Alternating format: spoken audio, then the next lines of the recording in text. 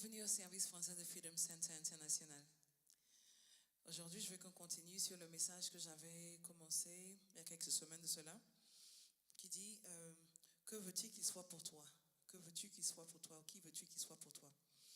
Et c'était quand Moïse avait eu...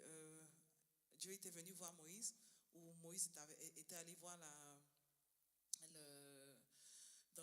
quand il avait fui de l'Égypte, et puis il était allé, il y avait le buisson qui était en feu.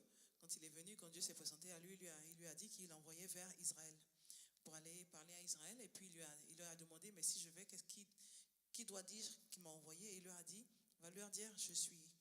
Et donc c'est dans le livre de Exode, le chapitre 3, le verset 13 au 14, je lis.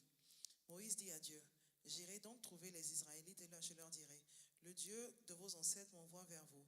Mais s'ils me demandent, quel est donc son nom? Que leur répondrai-je? Dieu dit à Moïse, je suis celui qui suis.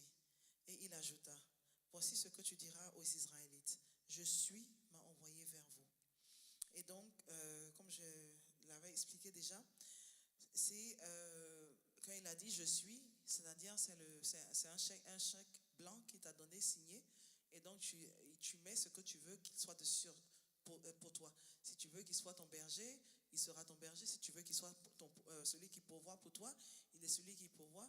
Si tu veux qu'il soit celui qui te guérit, il est celui qui te guérit. Si tu veux celui qui te protège, il est celui qui te protège. Mais la question est, qui veux-tu qu'il soit pour toi? Et on avait parlé de celui qui pourvoit, celui qui te voit dans ta souffrance, celui qui te voit. On avait aussi parlé de celui qui te guérit. Et aujourd'hui, je veux parler du Seigneur mon berger. Et le Seigneur mon berger, c'est Jéhovah Ra. C'est dans le livre de Psaume. Il s'est présenté comme le berger. Celui dans le livre de Psaume le chapitre 23, les versets 1 à 6. Je lis. Il dit, c'est un psaume de David. L'Éternel est mon berger, je ne manquerai de rien. Il me fait prendre du repos dans les pâturages bien verts et me dirige près d'une eau paisible. Il me redonne des forces, il me conduit dans les sentiers de la justice à cause de son nom. Même quand je marche dans les sombres vallées de la mort, je ne redoute aucun mal, car tu es avec moi. Ta conduite et ton appui, voilà ce qui me réconforte. Tu dresses une table devant moi en face de mes adversaires. Tu verses de l'huile sur ma tête et tu fais déborder ma coupe. Oui, le bonheur et la grâce m'accompagneront tous les jours de ma vie et je reviendrai dans la maison de l'Éternel jusqu'à la fin de mes jours. Et donc c'est le psaume de David. Il explique, il dit oui, l'Éternel est mon berger. L'Éternel est mon berger. Et quand on regarde, qu'est-ce que le berger fait pour ses brebis? Le berger, il protège les brebis, il les envoie dans les pâturages où ils vont pouvoir avoir de quoi manger, de quoi boire. Il tourne avec eux, il passe du temps avec eux, il les protège. Et quand on regarde l'histoire de David, quand il avait eu, avant d'aller se battre contre Goliath, quand il allait voir Saul, il a dit à Saul que oui, que quand les lions venaient attaquer ses brebis, il combattait contre les lions, il tuait le lion, il arrachait la brebis de la bouche du lion. Quand les ours venaient aussi, il allait encore vers les ours, parce que c'était lui le berger de ses brebis, et il allait vers les ours, et il allait les prendre, il allait arracher ça, les arracher de la main de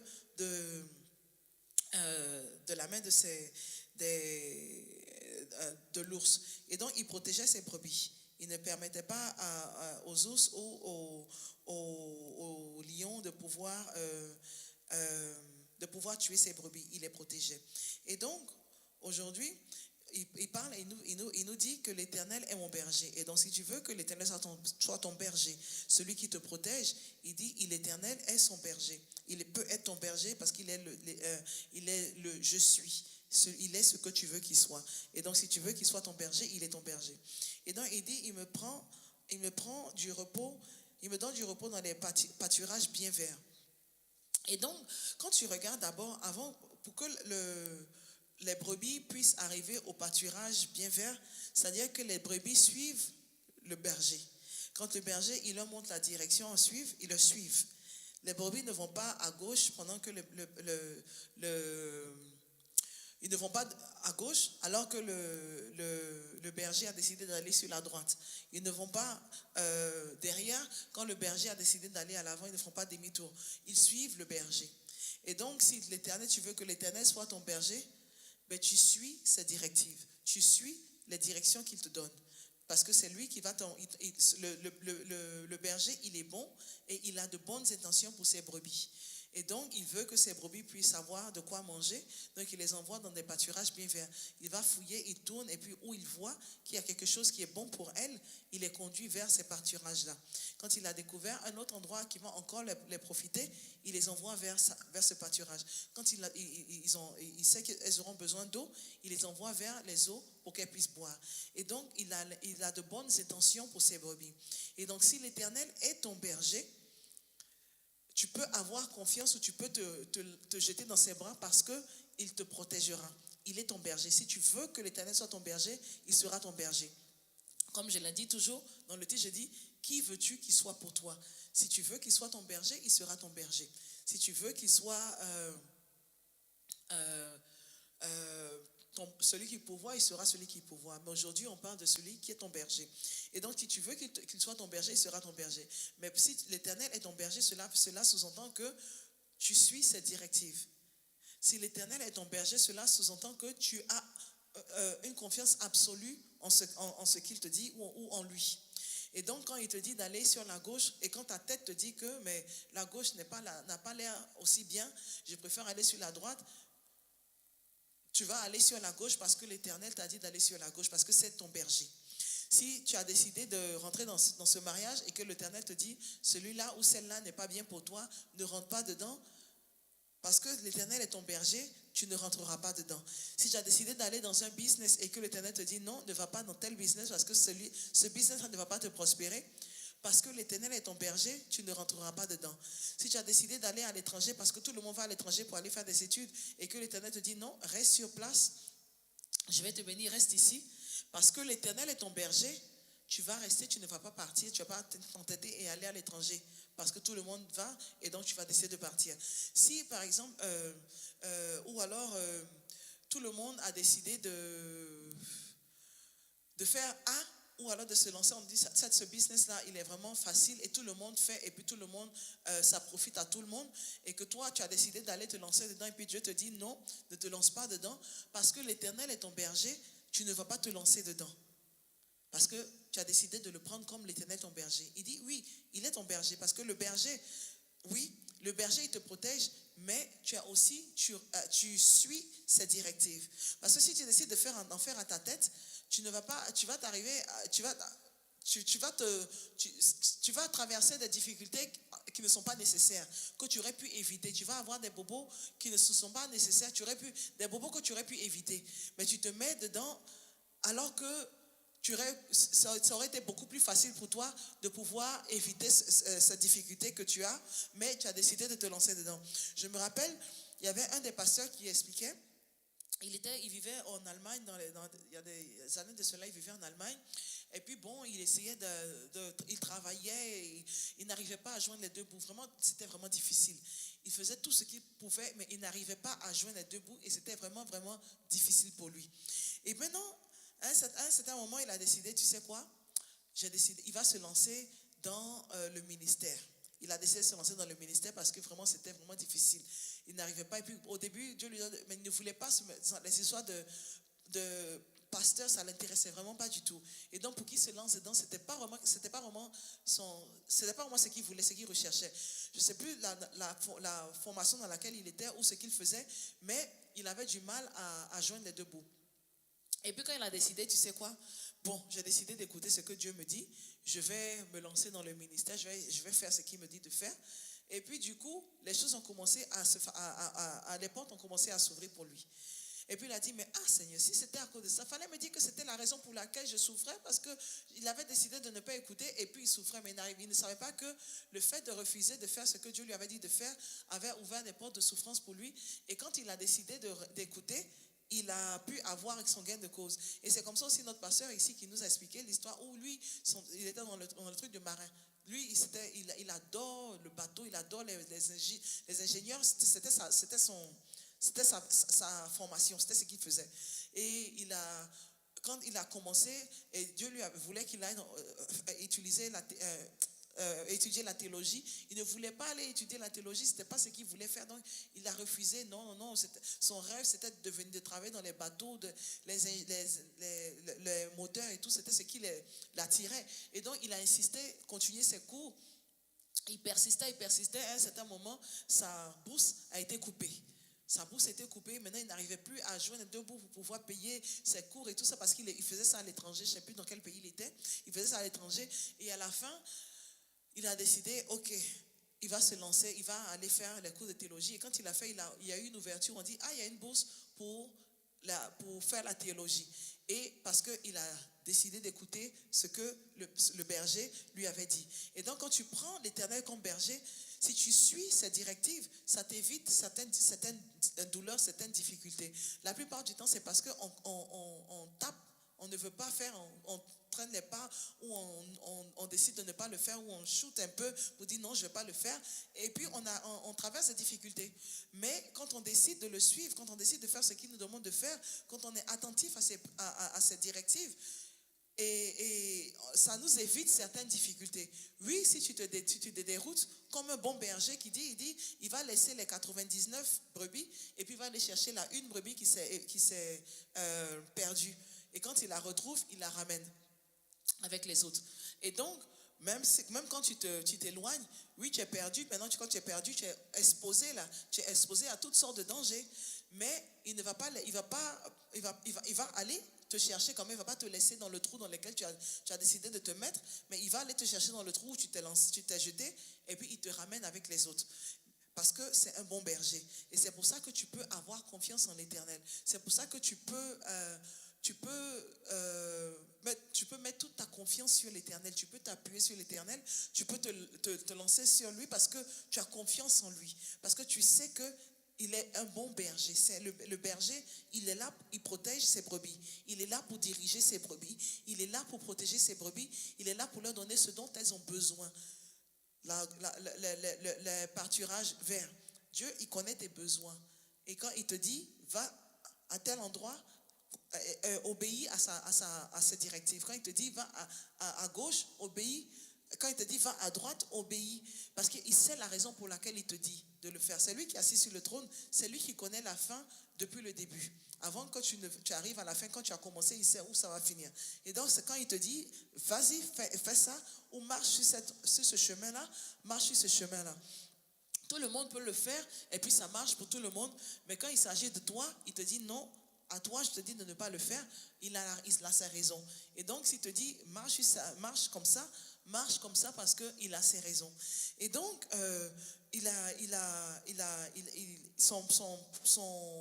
non seulement quand tu prends l'Éternel comme berger, non, quand tu suis ses directives, quand tu suis ce qu'il te dit de faire, quand tu le suis et que tu gardes l'œil sur lui, et quand il bouge, tu bouges, parce que quand on regarde les bergers, c'est pas comme ce qu'on regardait, ce qu'on a l'habitude de voir au pays où les bergers sont là, ils chicotent les brebis pour qu'elles restent sur le chemin, mais les brebis de l'autre côté, en Israël, on le tend, le berger, il marche à l'avant et puis les brebis, elles le suivent. C'est pas lui qui les chicote, non, lui il marche à l'avant et les brebis, elles le suivent. Et son bois, c'est pour chasser ce qui est les animaux qui essaient de venir à côté, mais les brebis, elles le suivent. Et donc, quand les brebis, elles le suivent, lui aussi, il envoie la protection. Et donc, c'est pour ça qu'il dit, même quand je marche dans les sombres vallées de la mort, je ne redoute aucun mal. Il dit, même quand je marche et je vois que vraiment les choses n'ont pas l'air d'être OK, je n'ai pas peur parce que je sais que mon berger il est avec moi. Et donc, peu importe les dangers, les dangers que tu traverses, tu n'as pas besoin d'avoir peur parce que tu sais que le danger est avec toi. Et cela me rappelle l'histoire d'une dame, c'est documenté, c'est sur Internet, vous pouvez aller chercher. C'est l'histoire d'une dame qui, je crois que c'est à Elephant and Castle que ça s'est passé, dans le temps où il y avait encore les couloirs, mais maintenant ils ont fermé tout ça. Mais dans le temps où il y avait les couloirs souterrains où les gens traversaient en bas, dans la nuit, il y avait une dame qui s'était fait violer dans le couloir. Et puis, ils sont allés à la justice. Et puis, il y avait une autre qui était passée. Mais elle est passée bien avant ça. Et le monsieur, elle a vu le monsieur, mais le monsieur ne l'a pas touché. Et quand ils ont regardé après les caméras, ils ont remarqué que oui, elle était passée, donc elle est venue témoigner. Et puis elle a dit oui, en fait, effectivement, le monsieur, elle a vu le monsieur, il était là. Et quand elle est passée, c'est la personne qui est passée après elle qui était la victime et qui s'est jeté sur elle et il a violé la dame. Et donc, quand ils ont fait le procès et tout, elle a dit qu'elle voulait poser la question au monsieur. Et donc, elle pose la question au monsieur pour lui demander, mais pourquoi est-ce qu'il ne s'est pas jeté sur elle, mais il s'est jeté sur la personne qui est passée juste après elle? Pourquoi est-ce qu'il a épargné elle et puis s'est jeté sur la personne qui est passée après elle? Et donc, il a expliqué, il dit, mais est-ce que tu étais seul? Tu n'étais pas seul. Il y avait des loupards à côté de toi, des grands musclés comme ça et tout ça. Tu étais encadré de personnes, tu n'étais pas seul. C'est pour ça qu'il n'a rien fait. Mais elle était seule et c'est pour ça qu'il s'est jeté sur elle. Mais quand elle regarde, elle sait qu'elle était seule. Mais Dieu avait envoyé ses anges et ce que l'autre, lui, il les voyait, mais elle ne les voyait pas. Et donc, quand elle marchait pour elle, elle était seule, mais il lui a envoyé la protection. Elle marchait dans les couloirs de la mort, dans les couloirs où il y avait les dangers, où elle était en danger, mais elle n'avait pas peur. Elle n'avait pas peur. Et elle ne s'est pas fait attaquer. Elle ne s'est pas fait attaquer par l'ennemi. Et donc, ton berger, il te protège. Peu importe l'endroit où tu pars, il te protège. Moi-même, j'ai eu cette expérience-là aussi une fois. C'était pas dans un couloir, mais c'était très très tôt le matin. Un dimanche matin, je partais à l'église. Et puis j'avais décidé de prendre le bus. J'avais laissé ma famille. Je partais rapidement parce que je voulais aller. On avait répétition avant que l'église se commence. Et donc très très tôt le matin, je me suis levée, je suis partie. Et quand j'avance, j'ai décidé de prendre un petit couloir là parce que je me suis dit, c'est comme un petit raccourci. Et donc j'ai pris ce petit raccourci et je traverse. Et puis il y avait un sans-abri qui était assis là dans le coin. Il était dans le coin, puis il me demande, tu as une cigarette? Et puis je dis, ou tu as du feu? Et puis je dis, non, je suis désolée, je ne fume pas. Et tout ça. Et puis je lui ai parlé poliment, et puis bon. Et puis il a dit, oh, que Dieu te bénisse. Et puis je lui ai dit, oui, que Dieu te bénisse aussi. Et j'ai continué de partir. Et quand j'ai continué à avancer, au fond du couloir, au fond du couloir, à la fin, il y avait un autre sans-abri. Et celui que je venais de dépasser, il dit à l'autre, oh, ne t'inquiète, c'est une gentille fille, tu peux la laisser. Et donc, ils m'ont laissé passer. Et je n'avais pas réalisé le danger dans lequel je m'étais mise. Je n'avais pas réalisé que c'était tôt le matin, il n'y avait personne autour de moi et que j'aurais pu me faire agresser. Mais Dieu m'a protégée, a fait de sorte que quand j'ai eu à parler de les petites phrases que j'ai échangées avec le premier que j'ai rencontré, a fait qu'il a décidé de m'épargner. Et donc, quand je suis allée, l'autre ne m'a pas bloqué le passage parce qu'ils allaient me bloquer le devant et le derrière et j'allais être au milieu d'eux. Et la rue était vraiment calme, la rue était vraiment très très calme, un petit couloir. Je n'allais pas pouvoir, personne n'allait pouvoir venir en aide. Mais Dieu, qui est mon berger, il m'a protégée. Il n'a pas permis que l'ennemi me fasse du mal. Et donc je suis passée. Et c'est après, quand j'ai dépassé, c'est là que je me suis rendu compte du danger que je traversais. Et donc, je me rappelle encore une fois, je n'avais pas réalisé le danger dans lequel je m'étais mise jusqu'à ce que je sorte de ce danger pour réaliser que, waouh, le danger dans lequel je m'étais mise, j'étais allée aux États-Unis une fois. Aux États-Unis, j'étais à New York, mais j'étais allée je crois dans le Bronx. Et c'était au milieu de la nuit, peut-être vers 22h, comme ça, je traînais dans la rue, moi seule avec une valise. Et je voulais aller acheter quelque chose, mais je ne sais pas, c'était la première fois que je venais à New York. Ou la deuxième fois, je ne me rappelle plus trop. Et je cherchais à acheter quelque chose, mais on m'avait envoyé dans différents... Quand je suis allée regarder sur Google, et j'avais appelé certaines personnes, on m'avait donné des directives où aller. Et même quand je vais, la dame, même quand elle a peur, même tu vois, à la grille, elle a peur même d'ouvrir sa porte, elle est dehors, et puis elle te parle, elle te dit non, elle est fermée, elle ne veut même pas ouvrir sa porte. Et je n'avais pas réalisé, je marchais dans la rue, sans savoir que j'étais dans un endroit qui était vraiment, vraiment dangereux. Et c'est quand je suis rentrée à la maison, après que j'ai tout fini, puis je suis rentrée au pays, retournée à Londres, je me suis rendu compte que, en fait, je traînais dans un endroit qui était extrêmement dangereux, sans même que moi-même je m'en rende compte. Mais Dieu, il m'a protégée et je marchais seule dans la rue avec une valise, avec mon petit trolley que je traînais avec moi. Mais Dieu m'a protégée. Et donc, c'est le Dieu qui protège, c'est notre berger. Il est ton berger. Si tu veux qu'il soit ton berger, si tu veux qu'il soit celui qui te protège, il sera celui qui te protège. Et il y a beaucoup de nous, d'entre nous qui ont peur de l'ennemi. Il y en a beaucoup qui ont peur des sorciers, par exemple. Et à cause des sorciers, ils se disent il y en a qui ne veulent pas aller au village et se disent, ah, il y a les sorciers. Mais est-ce que tu penses que l'ennemi ne sait pas où tu as... L'ennemi, il voyage, les sorciers, ils voyagent. On dit toujours, oui, ils voyagent et tout ça. Ils vont d'un coin à un autre en un rien de temps.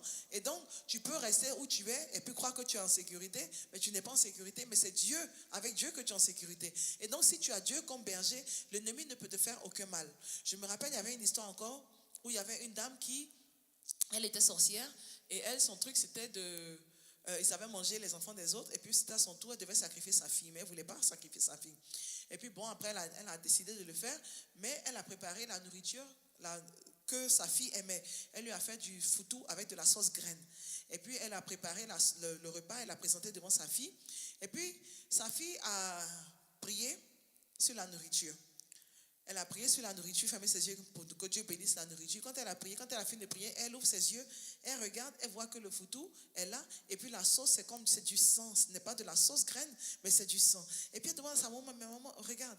Et puis sa maman la regarde, et puis sa maman dit, le Jésus que tu pries là, il faut continuer de le prier. Et la même nuit là, sa mère est morte. Donc je suppose que la nourriture là, si elle avait mangé, ça allait être son sacrifice. Mais elle a prié sur la nourriture et Dieu a ouvert ses yeux. Elle a pu voir qu'il ne fallait pas manger ce qu'on lui avait présenté. Et donc, c'est Dieu qui te protège parce que l'ennemi, il utilise toutes sortes de personnes, toutes sortes de choses, tous les moyens pour te faire du mal.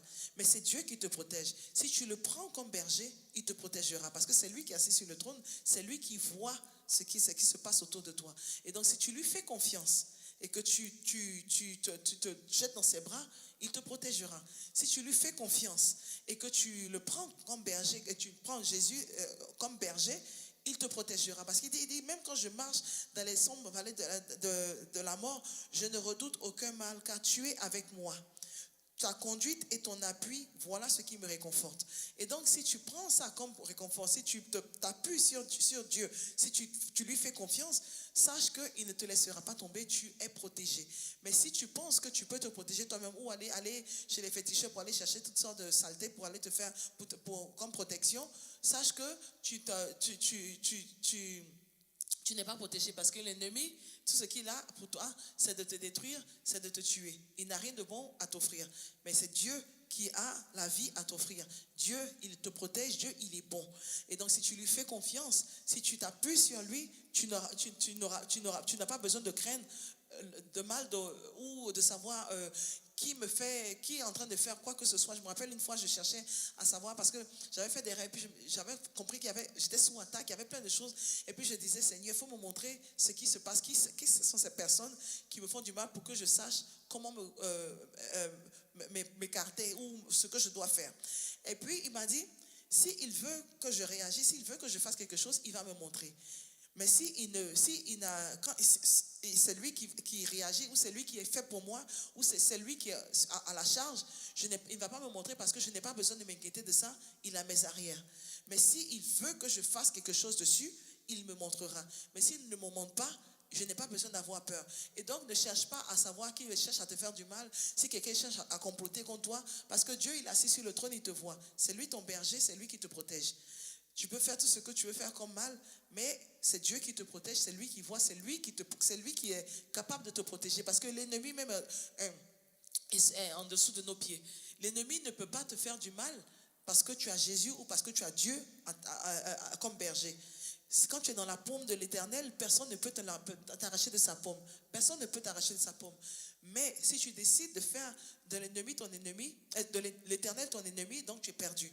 Mais si tu décides de prendre l'Éternel comme berger, il te protégera.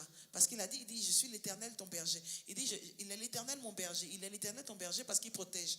Et le plan qu'il a pour toi sont des plans pour te prospérer, pas pour te détruire. Et donc sache que l'Éternel a tes arrières et tu peux t'appuyer sur lui, tu peux avoir confiance en lui. Et donc c'était le message que j'avais à partager avec vous aujourd'hui.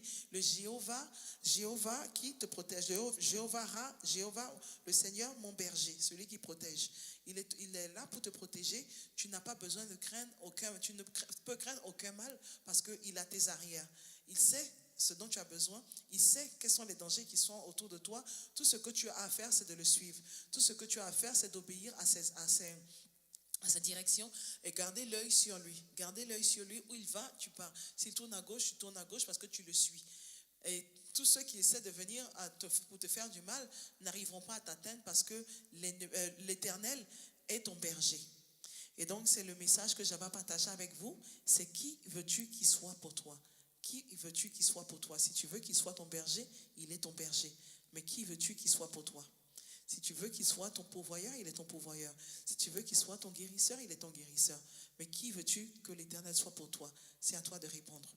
Que l'Éternel vous bénisse et que l'Éternel vous garde. Que l'Éternel fasse briller sa face et vous accorde sa grâce.